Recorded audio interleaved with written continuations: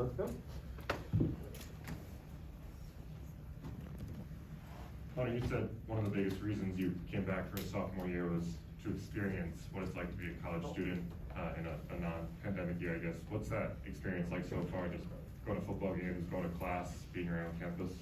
It's been a lot of fun for me, being able to like you said, go to football games, in-person classes, just interacting with my classmates has been really fun for me because, I feel like I'm a really social guy, and so those parts of, college life have been really fun for me, and I enjoy them a lot.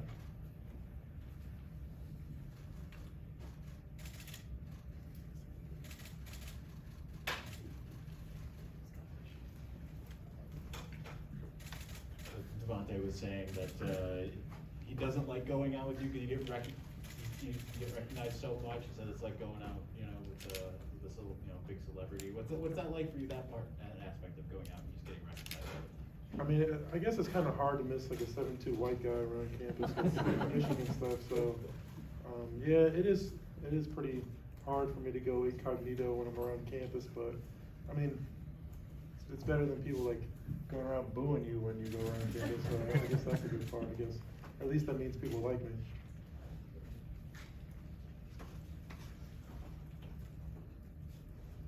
Questions?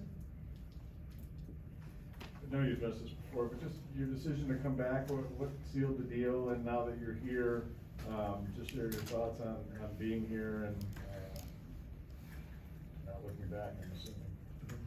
I think the biggest thing was probably where I was going to get slotted in the draft, probably like the mid to late second round, and I think, I first told Coach Howard when I first made the decision that I wasn't going to rush going to the NBA, so if it wasn't my time, then I wasn't going to rush it, and so once, I got that feedback after the G League Combine, that's when I kind of knew that going back was probably going to be the best decision for me, and then once I did that, like ever since then, I've been really happy with my decision. I really enjoyed coming back for another year, especially like I said earlier with, the more normal year. It's been a lot of fun for me, and just, another year with Coach Howard is really fun. I really enjoy him and the rest of the coaching staff and the other players, and so it's been fun for me, and I don't regret the decision at all. Hunter, Coach Howard said that you made a sacrifice last year by playing with your back to the basket so much, but that you've always been able to shoot. I'm just, how much do you anticipate your game looking different this year, if at all? Obviously I'm gonna try to do, whatever the team needs to win. That's what I did last year, like Coach Howard said, and so for me it's, whatever the game plan entails. If, I need to play away from the basket one game, I'll do that. If, I need to dominate inside, I'll do that one game. So I think it's just going to be on a game-by-game basis for me, just depending on the opponent and, our game plan going into that game. Hunter, you were a freshman once upon a time. What's your early impressions of Moose and kind of what those battles have been like with the team? Moose is really good. He's really talented. He's really a freak of nature athletically, and so I think he'll be really good for us this year. I think he'll be able to come in and contribute right away to the team and, help us in a lot of areas. He adds a lot of length on defense and just a lot of versatility that Coach Howard loves, and so I think he'll definitely find minutes this year for sure and be able to positively help the team. Hunter, at Dickinson Media Day, you talked about how much pride you took in your off-season workouts with 2 days, 3 days, even 4 days, and Coach Howard praised you for reworking your body and conditioning and all that stuff, and I'm just wondering how you've seen that show up on the floor, where those improvements have manifested so far. I just feel like with my overall skill set, that's the biggest improvement for me. I feel like I'm just able to do a lot more on the floor this year, and then conditioning wise, like during practices and scrimmages, they don't give me a sub on purpose to let my conditioning show, and just continue to get that to where it needs to be for me to be able to play the minutes I want to play this year. And so for me, I just feel like my skill set and my conditioning are the two biggest things that I've noticed since last year. Hey Hunter, as far as the things you told us the NBA said you needed to work on, thinking of your right hand, mobility and ball screen coverage, like where are you at compared to what we last saw you in games last I'm using my right hand a lot more. I guess I'm more conscious of using it. I think last year it was just nature for me to go and, use my left hand because I've been doing it, ever since I started playing basketball really. And so this year I'm starting to be more conscious of using my right hand. I feel like, it's opened up a lot of stuff for me because, people play me really heavy to my right shoulder, and so turning over my left shoulder is, easier shot. And so for me, that's something that I'm really trying to work on in terms of getting ready for the season. And ball screen coverage, Coach Howard and the rest of the coaching staff has done a really good job in practices, especially focusing on ball screen coverage and switching it up. We just introduced, a new ball screen coverage that, we haven't, that last year we introduced a lot later in the season. So he's obviously trying to switch it up and get me uncomfortable and put me in uncomfortable situations and ball screen coverages to get me ready for not only college but beyond that. All right, I know you touched on the name, image, and likeness legislation a little bit last week in Indy, but I'm curious what your individual process was like as someone who's taking advantage of it as July 1st approached. Did you have a plan in place? Was it, more reactionary than anticipatory? And I guess what were some of your first steps in actually recognizing the legislation and then taking advantage of it? I wouldn't say I had a plan because, you were still unsure if it was really going to go through or not. Like they would always say that it's likely to go through and stuff like that, but we weren't really sure if it was going to go through. But once it did and July 1st hit, that's when I guess I started to kind of, try to figure out what I was going to do next with that kind of stuff and, start to talk to people and stuff like that. And I feel like I'm in a good spot now with, I guess, more of a plan, you'd say, than a plan to how to approach it. Hey, Hunter, with Devontae, in terms of chemistry, building chemistry, how's that coming along? How do you build that chemistry? You did it, I guess, last year with Mike, but what's it been like this year already? Yeah, last year with Mike, it was really fun to me to play with him because we were really close off the court. We spent a lot of time together. We had our chicken place that we'd always go to like after games and stuff like that. But I think with me and Devontae, it's been really good so far. We spend a lot of time on the court together, obviously, like in ball screens and stuff like that. So it is really important for me and him to have a good relationship. I think we hang out a good amount off the court. I try not to bother him too much, but him and Eli are two guys that I'm pretty close with on the team, and I guess that benefits me. So I might as well keep trying to be as good with them as I can. Hunter, over here. With being recognizable and obviously being in front of a microphone a lot, some other Big Ten fan bases, I guess you've irked them over the past year or so. I guess, are you excited to play in opposing gyms and maybe even be a little bit of recognizable, maybe even a villain in Big Ten play? Yeah, I'm really excited to play away from Chrysler. I really enjoy those away games. I remember in high school when we'd always play Terrence's team at Gonzaga and Paul VI. Those games were always fun because the opposing crowds, they were good and I guess hectic and stuff like that. So I really enjoy that kind of stuff. That's probably why I do it, honestly. Just to follow up on Devontae, you mentioned his relationship with you was one of the factors for him to come here. Describe his game a little bit. Is he kind of crafty in the way he plays, and how does he use his length on the court? Yeah, you can just tell that he's just an experienced college guard. I think that's the biggest difference between him and Frankie. He just has that experience right now that you can't really teach. You kind of have to just go through it and learn. Just go through seasons of playing college basketball, kind of get the knowledge that he has and kind of skill set he has. I feel like he's really crafty, really skilled.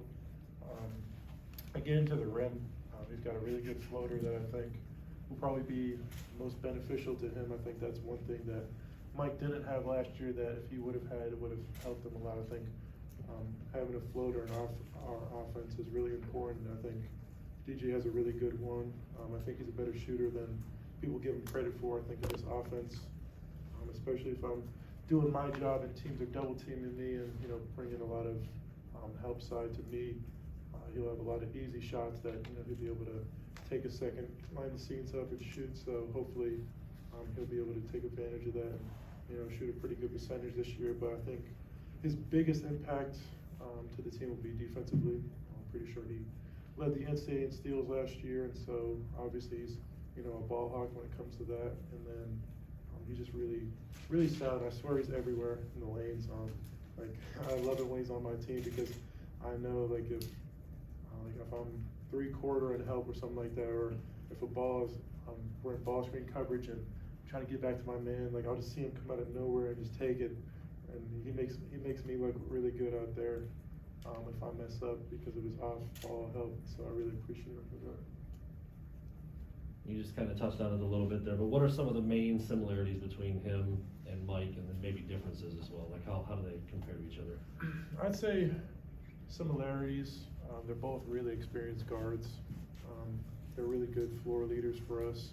I think both did a really good job of leading us because, they're the point guards, so they have the ball in their hands a lot. They have to be able to kind of tell everybody where to go in the offense and stuff like that. I think DJ's still trying to get a handle on the offense. I think it came a little bit quicker to Mike, but I think that's because, our team last year, it was a more experienced team and everybody kind of knew what to do. This year, we're younger, so DJ's trying to help himself, but also trying to help the younger guys. So it's definitely hard for him right now, but he's done a really good job.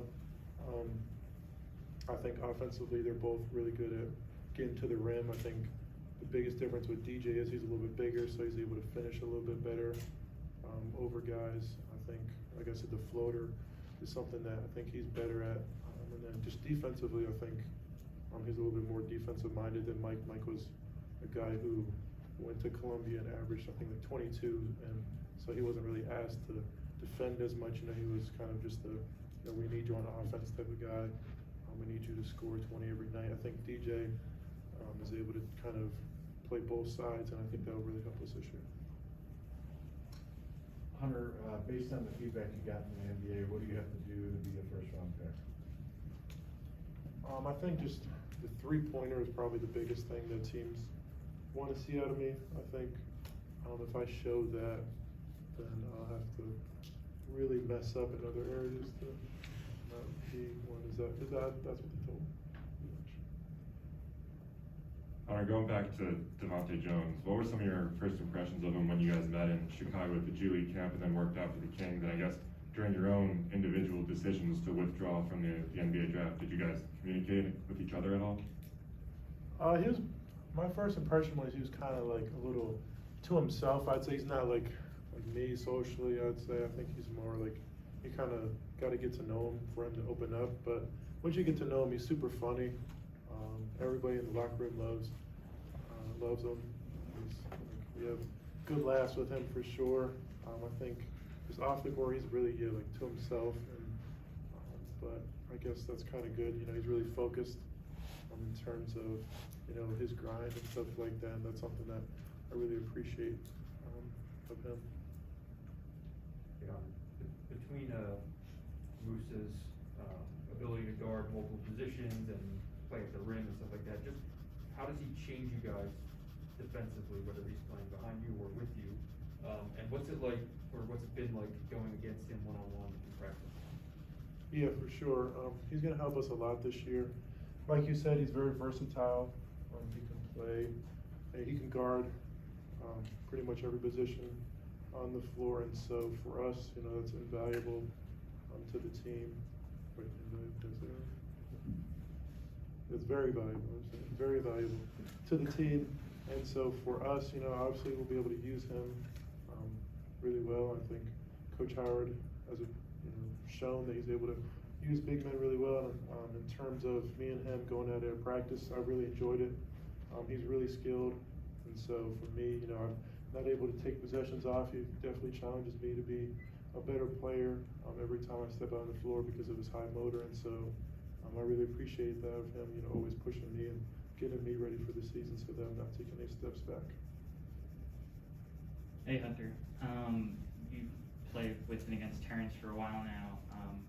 Curious as to what you've seen from him in practice so far, and in what areas he may have grown from last year heading into this one. I think this is the best that I've seen T. Will in his career.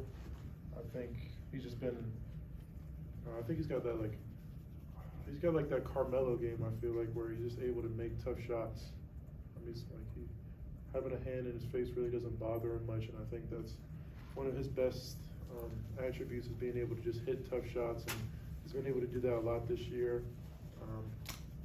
Coach asked him to be, one of the leaders on the team because of his just knowledge. He's really a smart basketball player out there, and he's always in the right spots and stuff like that. I think that's T. Will's best attribute is, you know what you're going to get out of him. He's not going to mess up too much. Him and Eli are similar in that way, and so for us, I think he'll be able to help us out a lot this year because of his versatility. He can play the 3, the 4, and he even played the 5 last year for us in small spurts. And so for us, he's a great, I think, 3 and D guy right now who's working on his ball handling and becoming better off the bounce. And I think once he gets that, he's going to be really good for us. We keep hearing about Moose's length and athleticism and defense. What about the offensive end? How far along is he there? What's he good at right now? Yeah, no, he's definitely very skilled. I think some people probably would label him as a little raw right now, but I think he's definitely more skilled than people give him credit for. He's really good off the bounce because of his athleticism, so he's able to get by people. I think his jump shot is improving because he's got a really high work ethic. He's always in the gym, and so I think the sky's really the limit for him offensively because, like I said, he's always in the gym, living in the gym. So I think he's somebody who's gonna get a lot better as the season progresses.